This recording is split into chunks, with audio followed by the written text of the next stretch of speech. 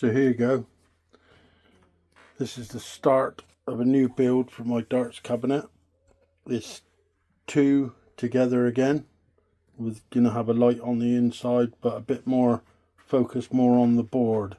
Whereas the last one was lighting up the actual cabinet. So to start with, you've got to take this edge off here. And as you can see, they're a bit difficult to do. Just got to take your time on it, take that edge off and then put them back on.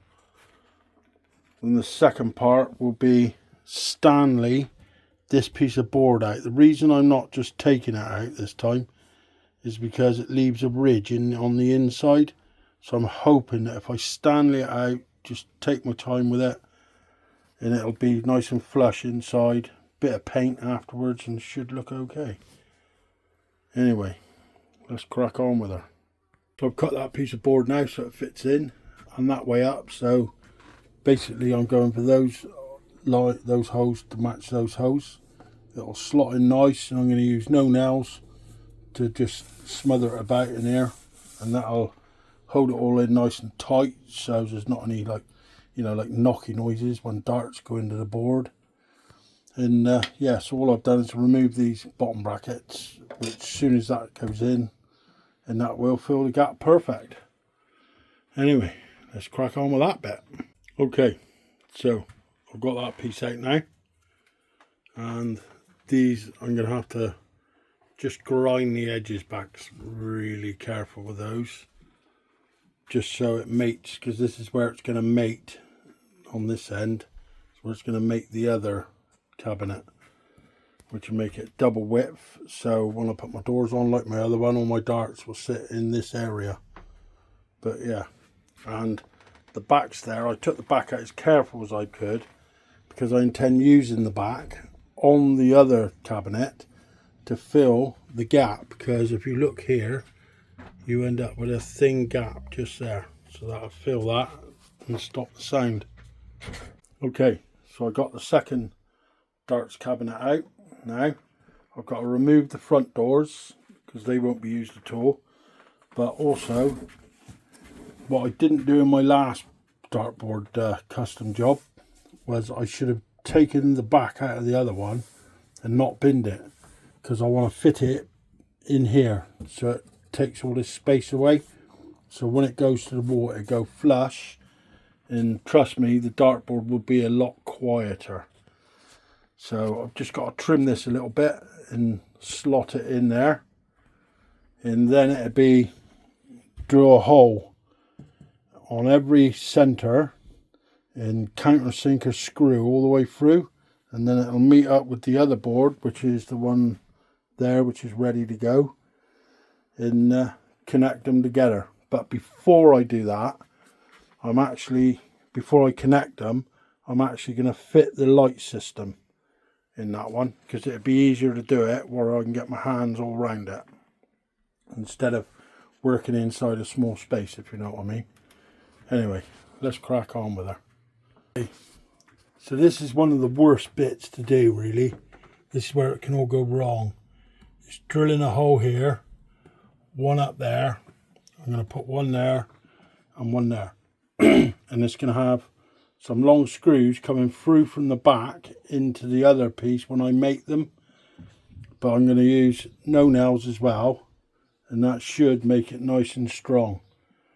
But yeah, but the worst bit is making sure you stay dead straight on that piece of wood there.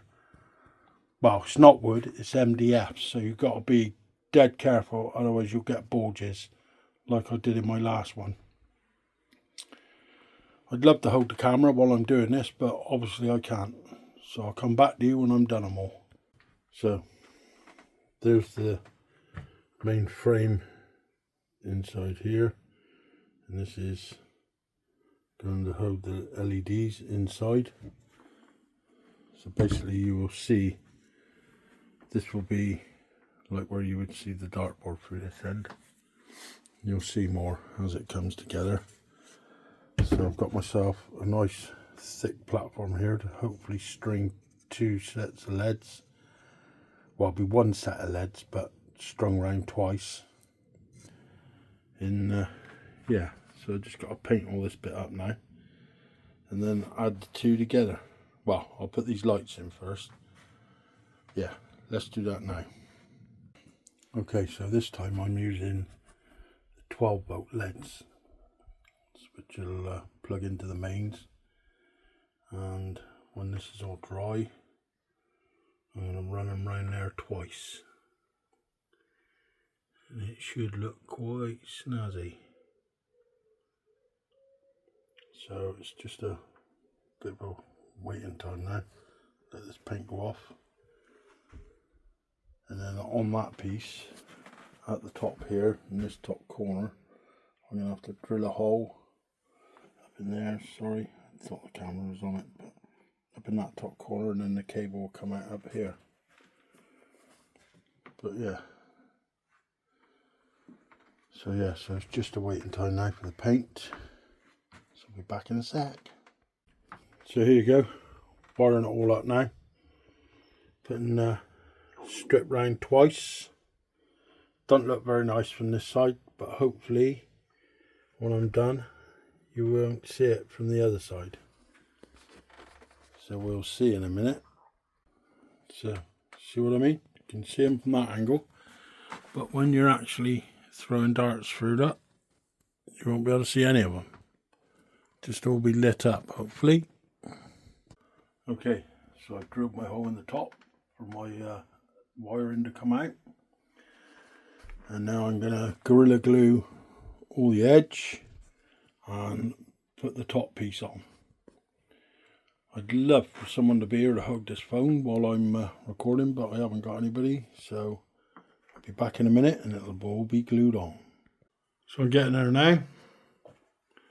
Got them up, just got to paint them in black, there and there, because they'll be on show. But yeah, it's not looking too bad now. Got the switch up on the top there. And hopefully I won't need to use the arc light that I've got. That's what I'm hoping. So here you go.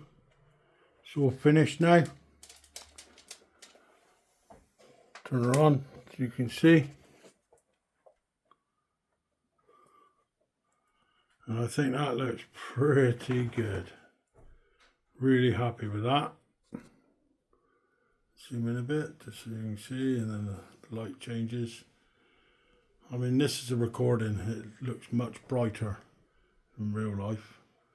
Really happy with the way that's come out. You can't see any of the LEDs, so really happy. Anyway, hope this helps a few of you out if you're making your own. Comment what you think, anything I could improve on it, you know, stuff like that. Anyway, stay safe out there. Get out and chuck a dart.